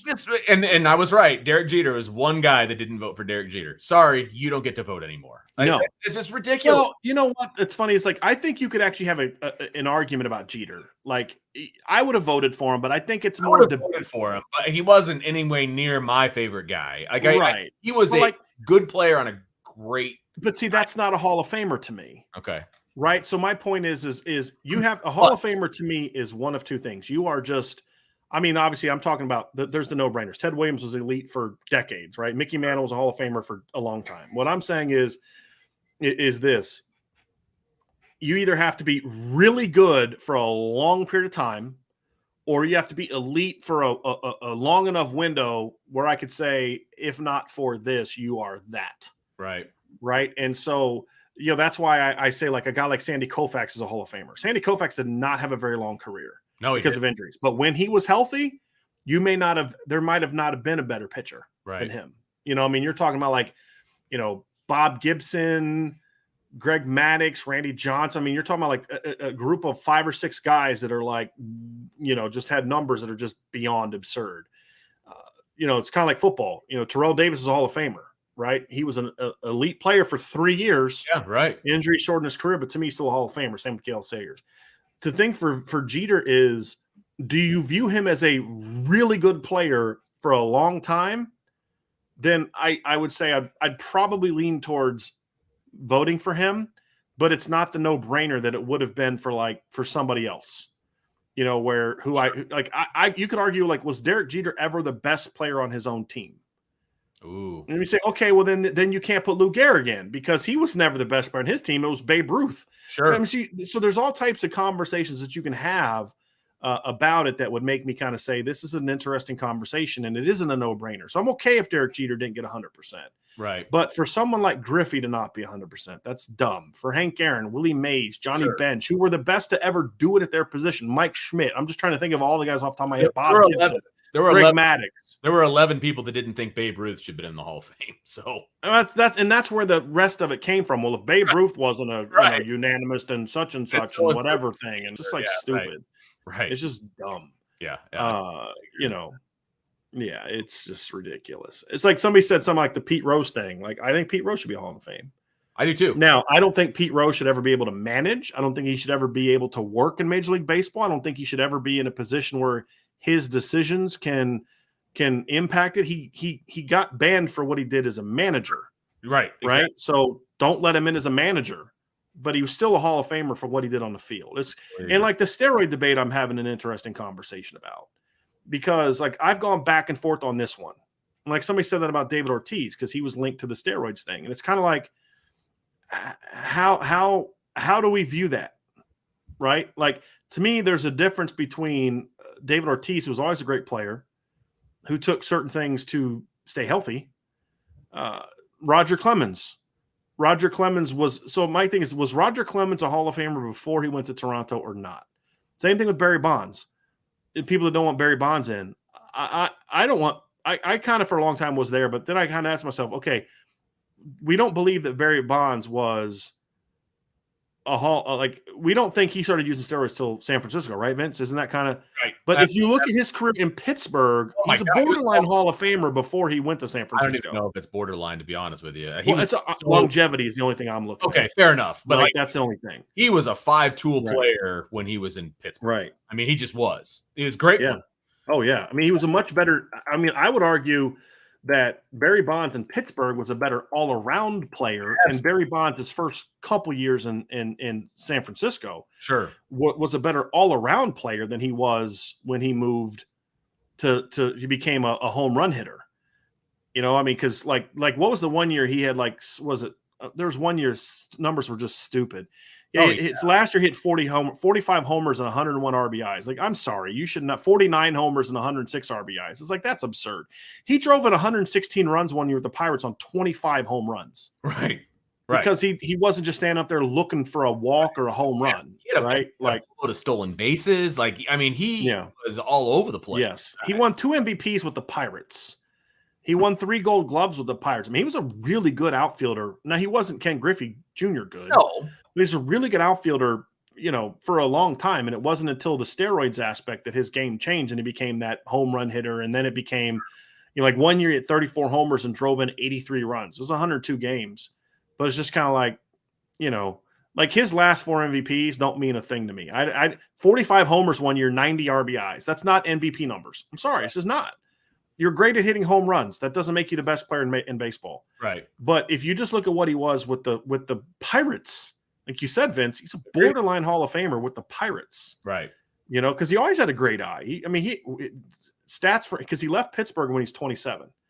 But he had 127 walks his last year in Pittsburgh. He always had a great eye. You know, but here's the difference. Like stolen bases his first few years, 36, 32, 17, 32, 52, 43, 39. And he was even doing that in some of the years with the Pirates, the Giants. He had a 42 and 40 year. But then after that, he just became a one-trick pony. Right, exactly. And those Barry Bonds years were not as good all around. But his up until he was 30, He was a phenomenal player. I mean, it was him and Griffey were the two best outfielders in baseball, and there wasn't a third. Yeah, right. Like Griffey was clearly better to me than Bonds up until steroids and then Griffey's injuries. Like if you project Griffey's numbers through even his first year in Cincinnati, he blows away Hank Aaron's numbers. Right. And he was a better all-around player. And he'd have done it with like a dozen Gold Glove awards. It's a shame that Griffey got hurt because he would have just destroyed all the home run records. Yeah. And yes, I know this has nothing to do with on the field play, but the off the field Ken Griffey Jr. I would have much rather been behind than the off the field Barry Bonds. And let's be honest, right or wrong, when the baseball writers are the ones voting for this, Barry Bonds was a jerk. They're not voting for him. But again, I don't think that should factor into Hall of Fame. Completely agree with you. Yeah. Completely agree. You're the biggest a-hole around. That shouldn't impact. That's why he's not getting voted. I mean, that's one of the reasons. Right. If it like somebody just said Griffey was juicing too. No, he wasn't. No, he wasn't. Not everyone was doing it. What I hate is people say, well, they all were. No. It's just like what we're going through now. Some people make choices whether you got to sacrifice yourself or not. Like I saw this. I'll just use this as an example. Nolan Arenado said he's not going to go to Toronto because they're requiring vaccines and boosters, and he doesn't want to do that. He's coughing up almost $500,000 to not go there and do that.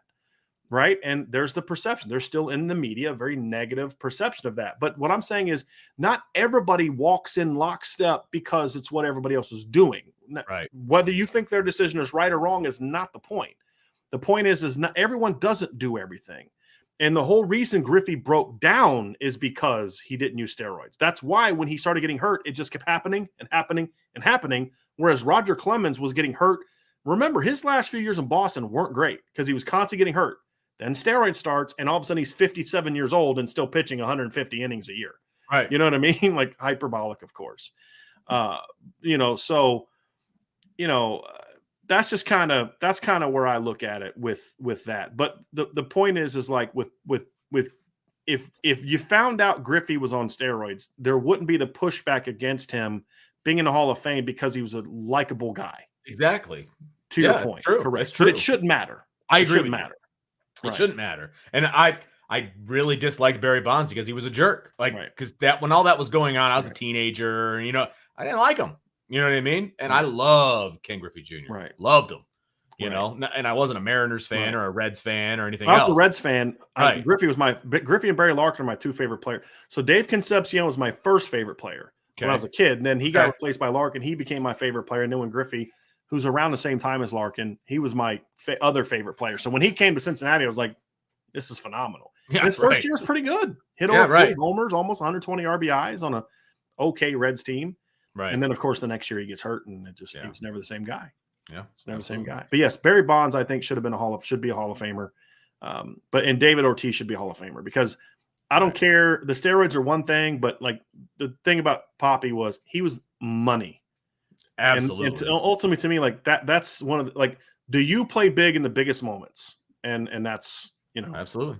That's what I care about. And there you have it. A little baseball talk on Irish Breakdown. That's fun. Can't believe you didn't skip that question. Well, I didn't know it was that important to you. I love it, man. That was fantastic. And by the way, thank you for saying RBIs correctly. Just want to throw that out there. What, people say ribbies? You don't like when people say ribbies? No, they say RBI. They don't put the S at the end. Oh, yeah.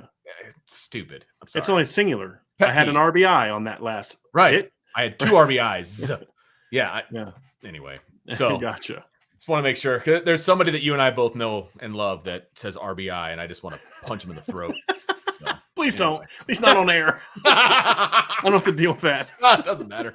All right. So anyway, that is going to do it for this edition of IB Nation Sports Talk. Thank you, Bryan, for jumping on and co-hosting with me as well. Really appreciate it. Oh, we did have a super chat from Connor Patton. I forgot about that. Your boy. You forgot to. I know, right? I started and everything, and I forgot to go back to it.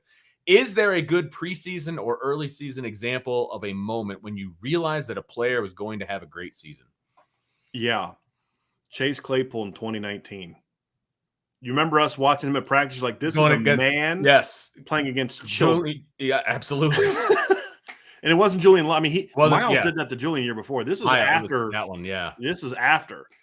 Yeah. And I'm just like, this looks like an uncle playing like street ball with backyard his football nephews, right? Where he's just like boxing them out, right? Like, okay, this guy's gonna be a dude this year. The one that came to recent. mind for me was Kyle Hamilton's freshman year. Yeah. Now, granted, he was with the second team and everything, but he's just picking off everything that was like in his wake, and it was like, okay, this kid is going to be pretty good. So it wasn't an individual player, but and I don't even know if we thought it was going. The opposite of this was in 2017 in fall camp. I remember Vince and I talking, and I was somewhere else at the time, and I was like, man, this is going to be a rough year. And he's like, yeah, man, it's going to be brutal. And the reason we were saying that is because like the defensive line sucks. Like they're just ripping 60-yard run after 60-yard run after 60-yard run, and they're not good. Then you kind of realize, like, no, they're actually going to be pretty good this year. It's just that offensive line is insane, unbelievable, unbelievable. Yeah. And you saw it in the Georgia game because I mean, like Georgia. I'm trying to remember what did Georgia rush for that year? Let me look up because their numbers were a little bit inflated in that game against Notre Dame in 2017. So let me see here real quick. They rushed for 185 yards against Notre Dame that day and averaged 4.3 yards per carry. But if you go back and watch that game, they had like a 50-something yard gain on a jet sweep to DeAndre Swift. So that's like it's a little. I mean, it counts as a run. I'm talking about as far as the O-line D-line matchup is what I'm referring to. Right. Now, obviously, they ran the ball and got their yards, and that's an effective play. I'm not taking away from that aspect of it. I'm simply looking at it from the standpoint of you take that play away and just talk about like how the game was played out in the trenches. And Notre Dame not only, I mean, more than held their own in that game. Right. It was that play kind of took. I think it was like a 58-yard run, and if you take the rest of the snaps out of it, I think they were under 3 yards a carry. Because they were only at 4.3 with a 50-plus yard run. So that was one where you realize, like, okay, this D-line's all right. It's just that this offensive line is going to be really good. And of course, when they went out and hung a 50 spot, a 500 spot on DC the next week, it's like, yeah, they're all right. They're pretty good. Be okay. Or like 4 bills on Temple in the opener, and then 500 the next week it's BC. You're like, yeah, defensive line's not that bad. These guys are doing this to a lot of people. Yeah, exactly. They won 318 on a defensive line at NC State that had 4 dudes that got drafted in the 4th round or higher. Right, I remember that. Everybody's like, oh, they're going to be so good, and Notre Dame was like, yeah, we're good here. Yep, I remember that really well. Yeah, no doubt. All right. Well, thank you, Connor, for the super chat. Really appreciate it, man. But that is going to wrap up this edition of the IB Nation Sports Talk. Thanks to Bryan for joining me as the co-host tonight. Tomorrow night, Jesse Stiers will join me, and we're going to debunk some Notre Dame myths that people have, and we're going to have some fun with that. So things that people think about Notre Dame that just frankly aren't true. So we're going to talk about that tomorrow, and of course, we'll have some rapid fire as well. Make sure you hit that like button, the subscribe button, tell your friends about us. Hit the merch store. Had to put up my brand new hoodie, my IB Nation white hoodie. I'm regretting it a little bit because it's hot. I'm a little hot right now, but it's worth it because this is just beautiful, and it just came in the mail like yesterday. So, and we both work in our basement, so it's always a little cooler in our basement. I figure I'd give it a shot. So anyway, Bryan, thanks again, man. Merch store. That's in the merch store. I'm telling you, it's all that right. So make sure you guys check it out. Join us tomorrow, 6 o'clock, IB Nation Sports Talk. I'll be with Jesse. We're going to have some fun. Of course, there's also a show tomorrow at 1 o'clock. Bryan, you want to tell the people? Yeah, we're going to talk about the sophomore class again. This time we're going to look at it from the defensive standpoint, which is going to take on a whole different angle. And if there's some very notable updates from the barbecue, we'll talk about those at the beginning of the show as well. There you go. So, Bryan, thanks again, and we will talk to you next time on the IB Nation